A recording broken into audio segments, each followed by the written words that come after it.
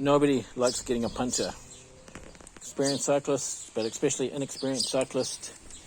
And I'm going to teach you the regimen and the way to run things to minimize the grief and maximize the utility of your tires and your tubes and everything. Okay, so the cycling industry responds to this in various ways which are good, and also sort of in the same, also in the realm of the gimmicky. And so one, the way you shouldn't do it is go tubeless. Don't go tubeless. Tubeless is a solution in search of a problem that doesn't exist. The first thing you need is you need this.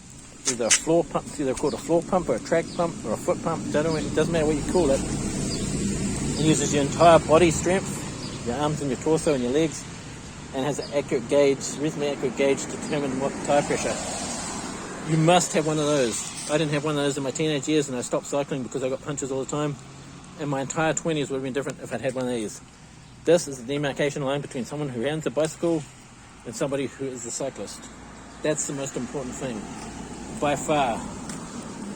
Vastly superior to hand pumps. Hand pumps get cooked. They're fragile. They don't last long, and it's impossible for a person, even an experienced cyclist, to tell that a tire is properly up to pressure. This feels solid, but is massively under pressure.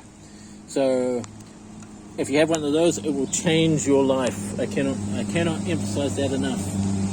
So the best setup is the most conventional setup, just a standard setup. This is a Continental GP5000, but we'll talk about this tire here, its predecessor, because I have a lot of experience in this. It's the GP4000. So once you pump this tire, you want a tire fitted with a standard tube. This is a butyl tube. That tire has a latex tube in it. Latex is expensive and they go down real quick, but all tubes go down. There's a new technology called TPU tubes, or thermoplastic, which are half the weight. They're half the weight of butyl tubes, and they're reasonably cheap. They're ridiculously expensive, but in the shops, but they're reasonably expensive if you buy like a Ride Now from AliExpress or something like that. So upshot is you run the tire, the pressure will go down all the time, so you have to use those to keep your pressure up, right? And so you run the tire standard tube, and you just run it, right? And so what happens is that you this tire here will last, and I've gone through plenty of them, 3,500 kilometers. They no longer make them, they've replaced it with that one. 3,500 kilometers, generally with no punches, and then I'll start getting punches. What I would do is I would get annoyed, and so what I would do is I would replace, I would throw out a tire at around 4,000 kilometers or just short of it, because I was getting annoyed with the punches, and that kind of didn't sit well for me, because they looked the same as this. They seemed functional. They were functional. They would just get punches, whereas previously they weren't getting punches.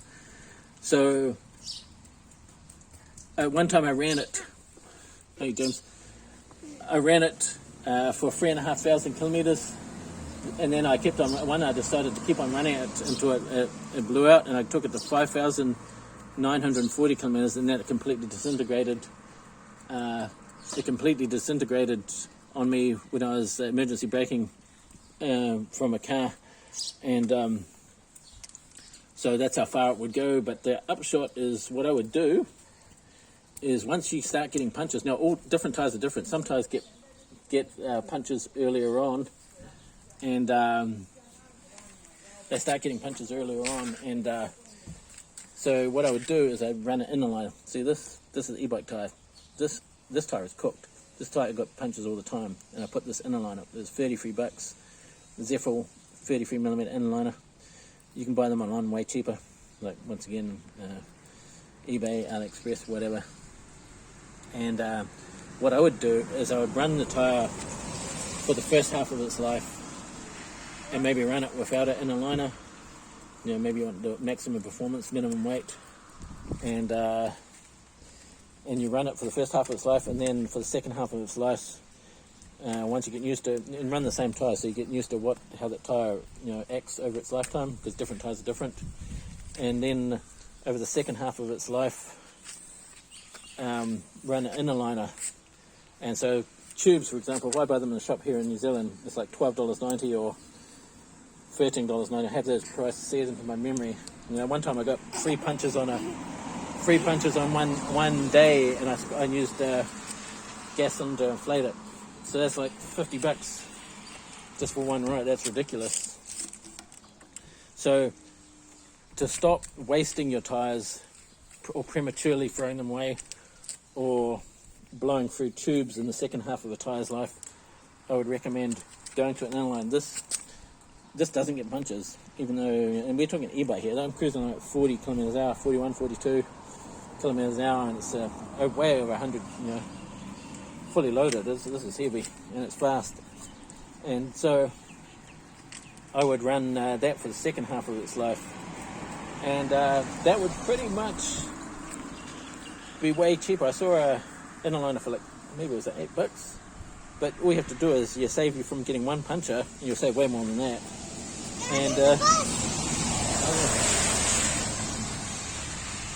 And that would be the regimen I would use, and that would be the simplest. The thing about this regimen, and here's what you need. Here's your puncher repair kit you want. You want a very simple puncher repair kit. Simplicity and repetition is the aim of the game. One of these, it's a Pedro's tire lever. Pedro's, don't buy any other tire lever. This tire lever is the best tire lever ever made. It's indestructible. It never bends. It's cheap. It works every time. They come as a pair. You only need one. You keep one as a thing. Have a spare. What are you talking with? I'm talking with the video with the people on the video. What? And you want a spare tube. Now, of course, you need a hand pump, but I would use a hand pump just to give the tube pressure because it comes out like fettuccine. So you use the hand pump just to pump it up when you start, and then you use this is a SRAM unit, a CO2. That's a SRAM unit, the CO2 inflator. Dad, I'm just moving. Wait. Dad, I'm just... Okay, just be careful, don't drop it. Yeah. And it's a licensed produced version of a Genuine Innovations design. This is a really cool design. I really love this. This is my favorite. Has like a safety, safety thing so you can put it on and it doesn't blow off prematurely. That stores it upside down, the tube. You can see the CO2 cylinder. You've got another CO2 cylinder here, this one. And I'd buy tubes online, way cheaper than buying them in the shop. Stock up on them. And maybe buy TPU tubes if you want to save weight. TPU tubes, cheap, with an inner liner are probably lighter than just a butyl tube. So you can probably get the best of both worlds. But I'd run the inner liner without the inner liner before it. Okay, I better get going. But that's my advice for you. And if you take it, you won't regret it.